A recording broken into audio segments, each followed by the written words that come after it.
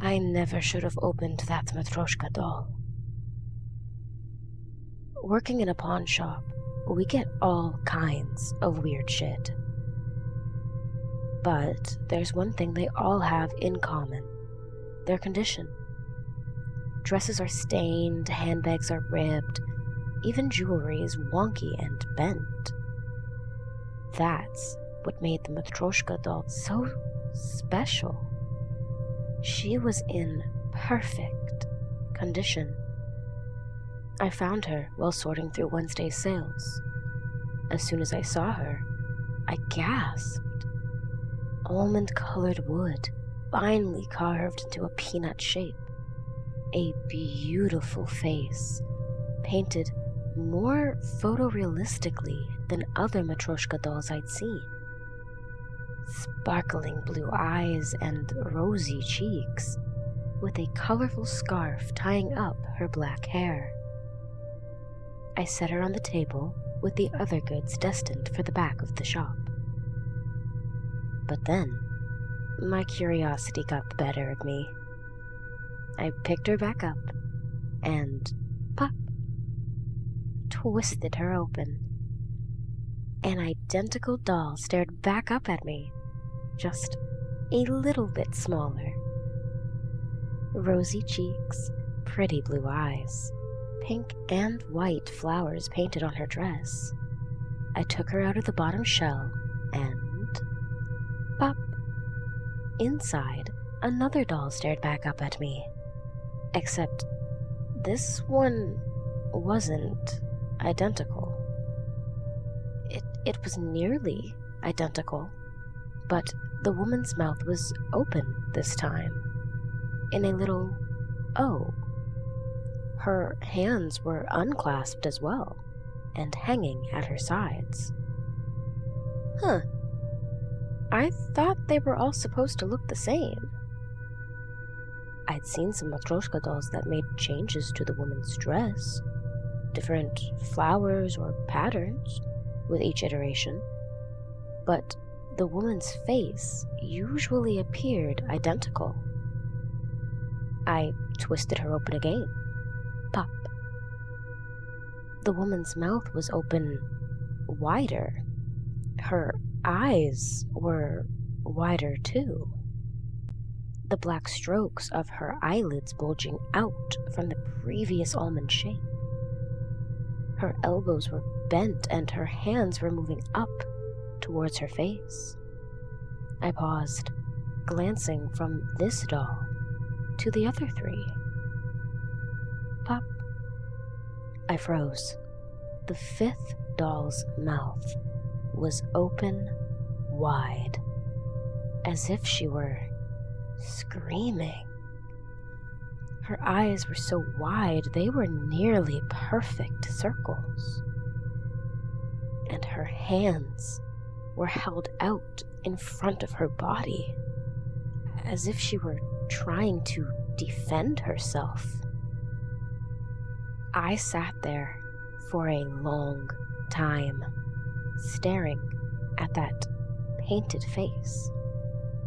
This was starting to feel like some sort of joke, someone trying to scare me. Come to think of it, the Matryoshka doll didn't look that different from me. Black hair, blue eyes. Is this supposed to be some sort of threat? I shook my head.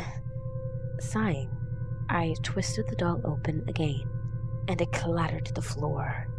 The woman's face was covered in blood. Dark red, painted in meticulous lines down the side of her face. It dripped off of her face and onto her dress, staining the pink flowers red. When I picked it up, I felt a deep scratch in the wood on the back of her head. I felt sick. I set the doll down on the table and took a deep breath. I'll get here early. Finish inventory in the morning. It was almost 10 o'clock, and there was no way I was going to stay here another second with this creepy-ass doll. But as I began to stand, my curiosity again got the better of me. I snatched the doll off the table and pulled her apart again. Pop. My blood ran cold. The doll looked similar to the previous one. Blood dripping down her face onto her dress. Mouth hanging open in a silent scream. Except in this one, her eyes were closed, and her skin was so pale it was almost blue. My heart pounded in my ears, hands shaking. I pulled at the ends of the doll. My hands slipped against the wood, but on the third try, I finally got the doll open. There wasn't a doll inside. Instead, there was a folded piece of paper. I was shaking like a leaf, but I pulled the paper out of the doll and unfolded it. Little black dots dancing at the edge of my vision. 4 little words written in sloppy scrawl. I'll see you soon. I ran out of the pawn shop. I thought I heard the distinctive thump of footsteps behind me, but I dove into my car without looking back.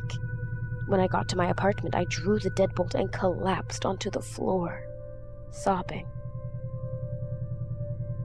The police haven't been able to find who did this. My boss remembers the guy who sold it to us, but his description matches nearly every white, brown-haired guy in America.